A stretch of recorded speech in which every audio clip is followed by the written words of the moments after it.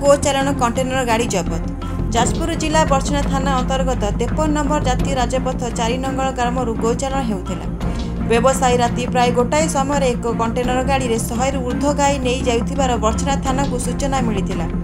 ए नहीं बर्छना थाना अधिकारी मधुस्मिता बेहेरा खबर पाई खैराठारे गोरु बोझाई कंटेनर गाड़ी को जबत करथिले। गाड़ी को उद्धार करने सह सुरक्षित जगह को नहीं जाइथिले। बड़ दुखर विषय गाड़ी भीतर 28 गाई और बाछुरी मरी जाइथिले। गोमाता मरण देखि अधिकारी भो भोई कांदी पकाइले।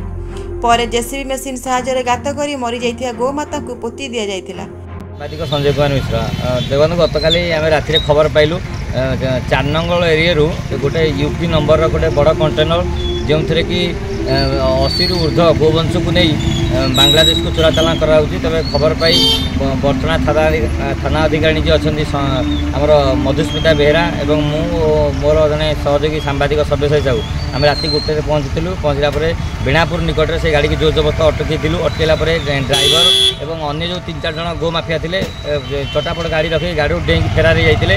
अचानक आम समस्ते मिसी गोवंश को रेस्क्यू करूँ। रेस्क्यू कर गाड़ी मुझे चलैक आनी आनला आम बर्तमान सुधा थाना अधिकारी जी अच्छा मधुस्मिता बेहेरा नेतृत्व में खैराठारे गोवंश मान उद्धार कराई। आपण देखिए किभली भाव में बर्तमान सुधा 30 रु ऊर्ध्व मृत गोरु को उद्धार कराई। अति अमानुषिक और दयनीय भाव कंटेनर माने प्रथम गोरु और तापर छात पड़ता तापर पुणी गोरु माने दिताला कंटेनर गोचालाण होता। सब बड़ दुर्भाग्यर विषय आप जानते गोरु मानक कटा होकर बाहर कराई।